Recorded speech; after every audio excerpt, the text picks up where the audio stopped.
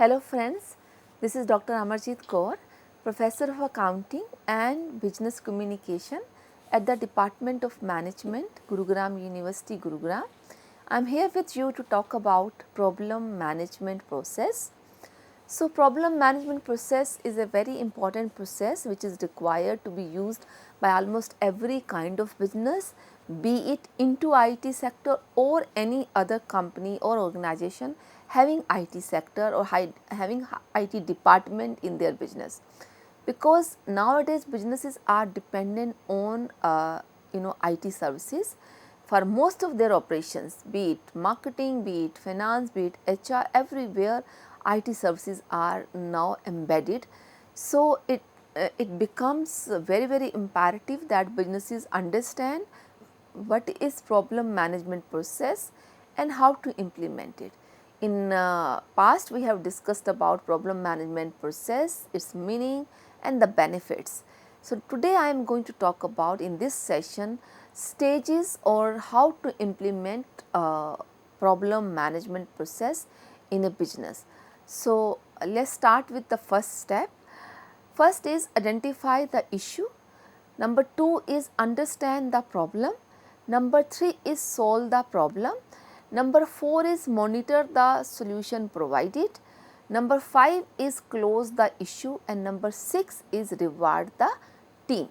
So, let us discuss or understand all these 6 points in detail now.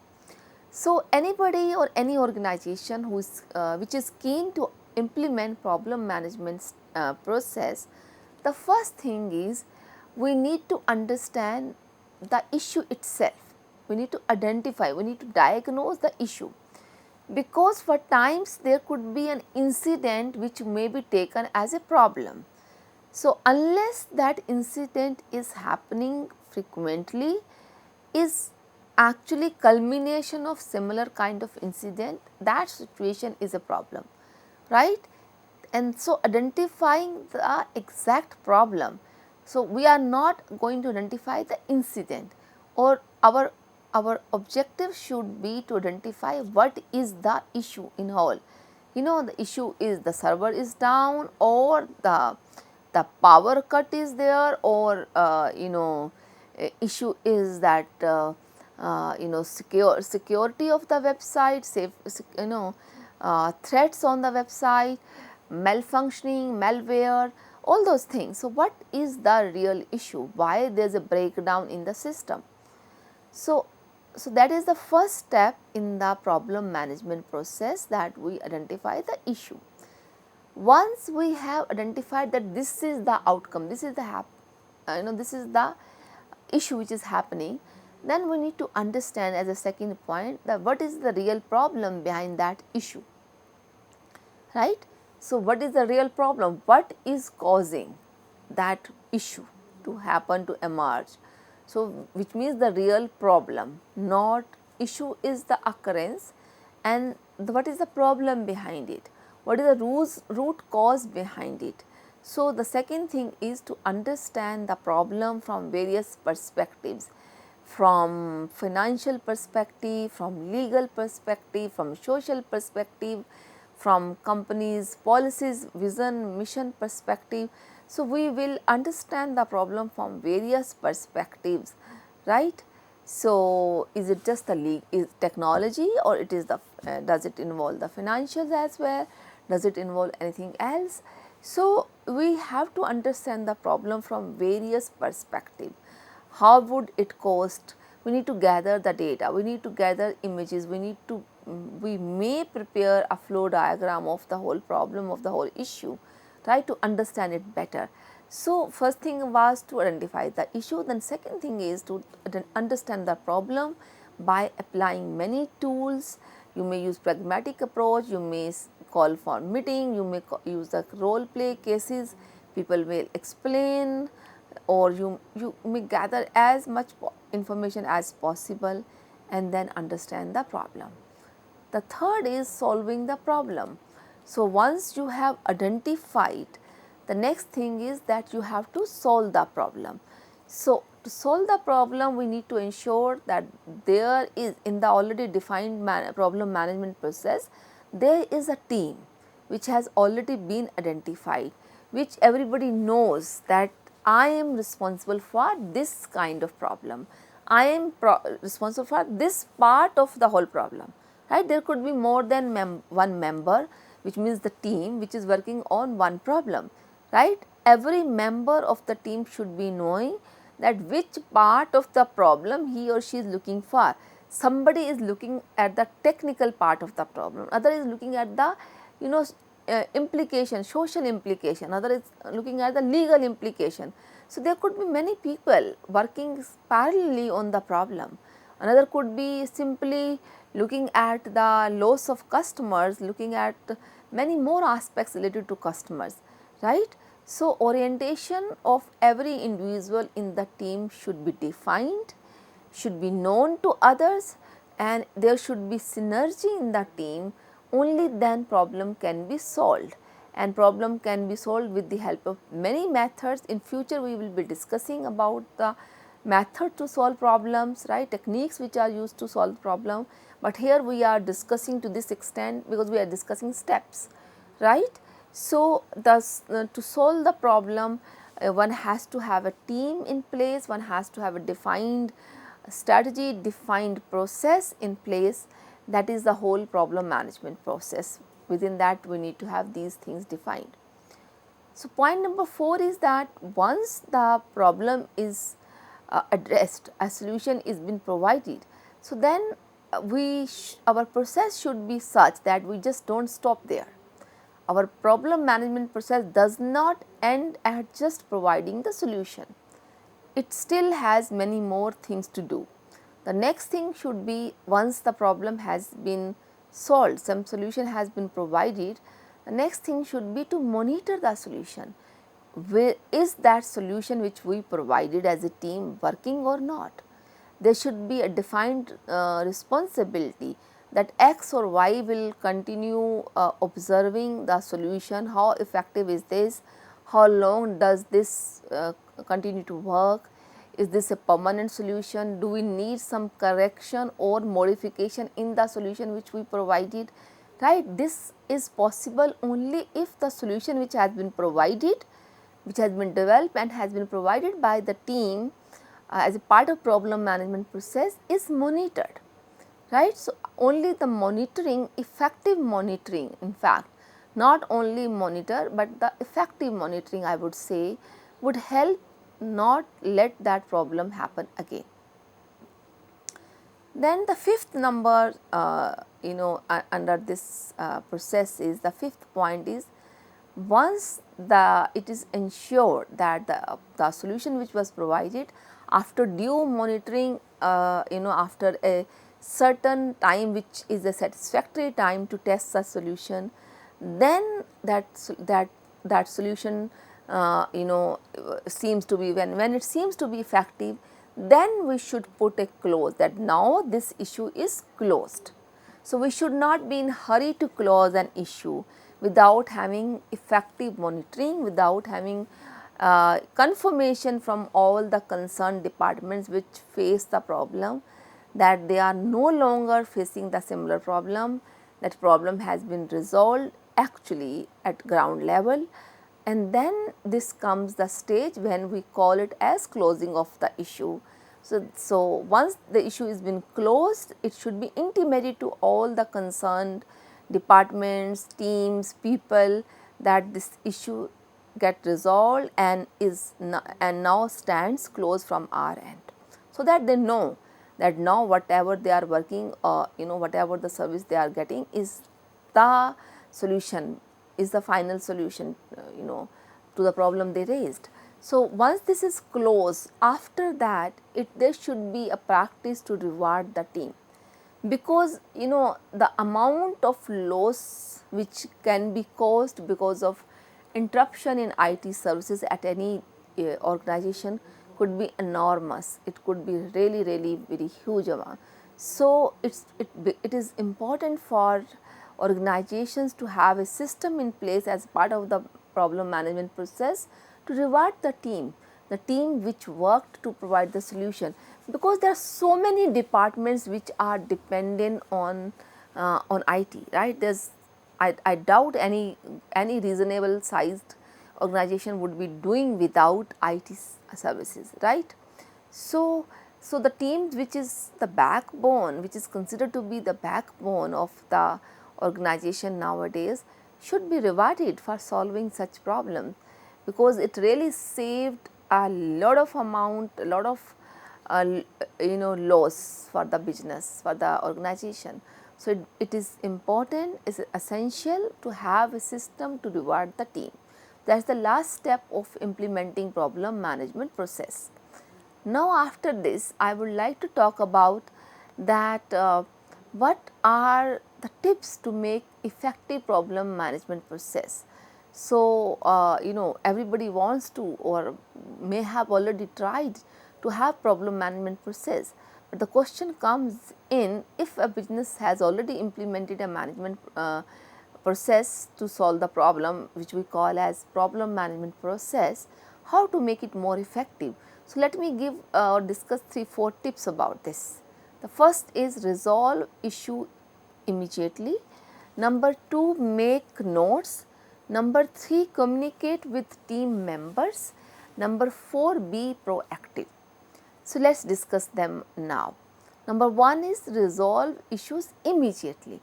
So, the first tip is, issues are something which just happen, kind of incidents of similar nature. So, that is the issue. So, we should resolve issue as a part, as a problem management process as soon as possible. If we delay that, that issue may cause further issues. It means one problem may end up causing or becoming cause of another problems, right. So, nowadays technology is very integrated, very difficult, very complex, so it is important that once the issue is identified, it is resolved as soon as possible, right. So, only then there would be a trust in the system, otherwise the problem management process is of no use, because IT is supposed to strengthen your operations, IT is enabler, right. If any enabling factor gets weakened or gets disrupted again and again and is not resolved, is not addressed immediately, so certainly the whole business is going to get affected adversely. So, this is the first tip. Second is that we should always make notes, we should always make a record of whatever issue happened in the past. There should be, we should have reference point, because technology, as I said, is complex, right. Any time any note, any file which has been saved, any note on the system or is saved, or in hard it is saved, it becomes a reference point. So, such notes are important because they guide in future issues. So, it is just not that if a issue has been solved and then thereafter no record is available, that is not done. To make the process effective, the problem management process effective, it is important to retain records, in notes, in files, in soft, in hard, in whichever way you want to, but we should have availability of those notes for reference. So, point number third, the tip number third is that we should communicate with team members, whatever worked, what did not work. So, effective communication is the crux for every aspect of business, for success of any process, any strategy. So, that is why we are discussing it as part of the communication. So, team members should have very effective communication, vertical, horizontal, all kind of communication. They shouldn't, in fact, there should be flat organization, flat team working, where anybody and everybody should have freedom to give input, to raise point. So, we should have such environment. Team members should be approachable 24/7, because businesses are working to 24/7, A problem may occur in the night, may occur in the daytime. You may assume we are in India and the problem has happened in the night, we will look in the morning, but there could be many teams which are actually coordinating with other teams which are placed in North America, which are placed in Europe, where there is a time difference, right. So there should be a clear communication between the team members and they know the importance of earliest possible communication, considering nowadays we have global teams, considering we are working in different time zones for most of the businesses. And then the last point is the team which is working, the process which is in place, it should be proactive. It should not let the small incident get into or convert into a big problem. That is what the proactive means. So, the process should be such and the communication should be so effective, then once a smallest of the small issue erupted, it gets communicated, it gets addressed and it is resolved immediately. That is the proactive approach, right. So, we should not let the problem management process should be so effective that we should not let incidents convert into problem. So, that is the proactive approach and these are the tips to make problem management process effective. Now, I would like to talk about what are the best practices in problem management. There are businesses which are known for having very effective problem management system, right. They have such a effective IT department, such a effective problem management process within their IT department that they are quoted by others. So, I do not want to name a company here, but I have many names in my mind.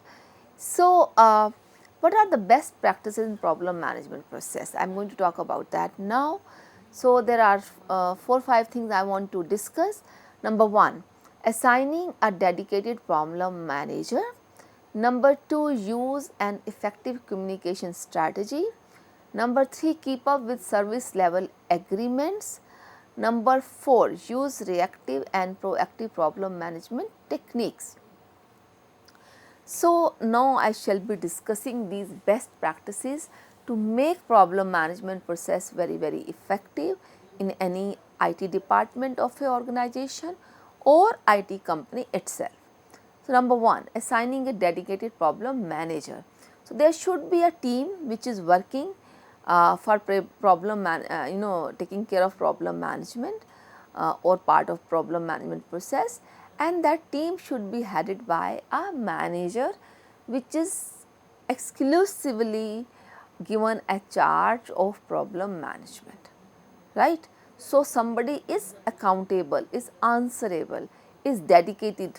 So, everybody in the organization knows that X is the guy who is heading.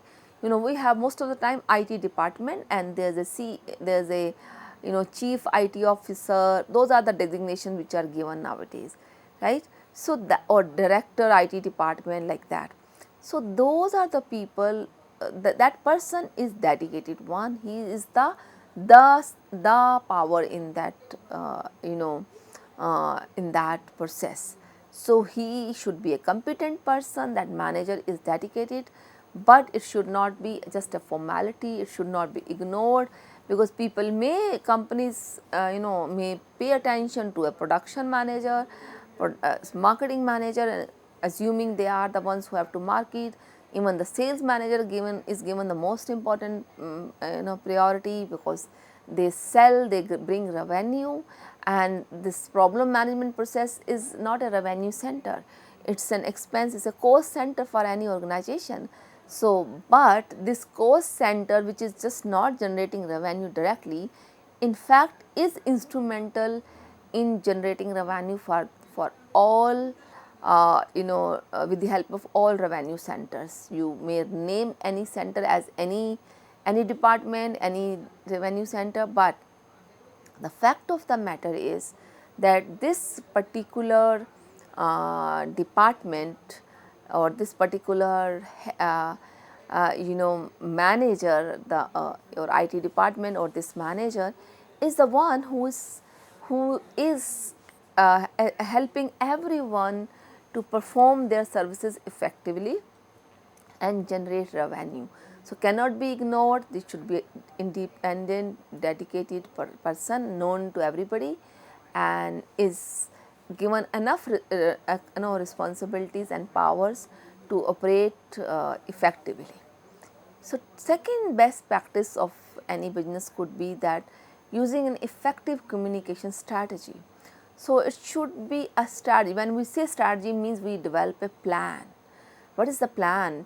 When this happen or that happens, who would be reporting to whom, who would be communicating to whom, right? And what should be the maximum time limit by which that problem issue is raised.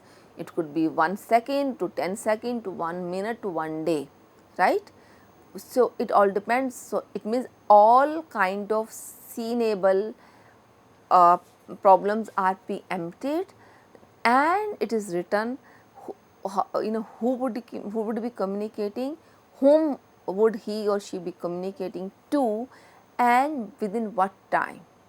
Everything is well defined in as a part of this problem management process. So, it is a very effective communication strategy, right.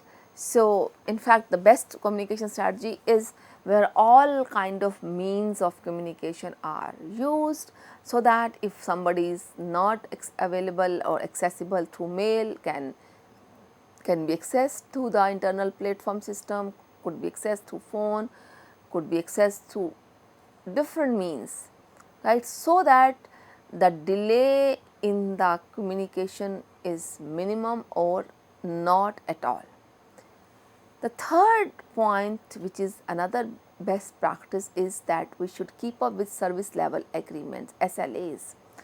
So, all those service level agreements are to be honored, to be kept, to make this problem management process very, very effective. This is another practice, right. So, if there are service level agreements between different companies, different departments, they should be kept, we should be honoring them. So that's how the whole problem management process can be made effective. The last practice I want to discuss here is we should use reactive and proactive problem management techniques. So, there are many problem management techniques. Certain are known as reactive techniques, certain are known as proactive techniques. In reactive, we react after an issue arises. In proactive problem management technique, we take action before the problem arises or issue gets deeper as problem or converts into problem, right. So, it means issues only issues there, but we did not let it get into multiple incident of similar type. So, I mean, we did not get the issue convert into problem. So, both reactive techniques as well as proactive techniques of problem management should be used, should be in place, because we cannot have proactive problem management for certain things. Certain problems which would happen for the first time, certainly we have to have reactive, but all those issues which are common, which are generic in nature, which can be preempted, which happen, which can so those are the situation where we can use proactive problem management technique. But companies should have in place both reactive as well as proactive problem management techniques.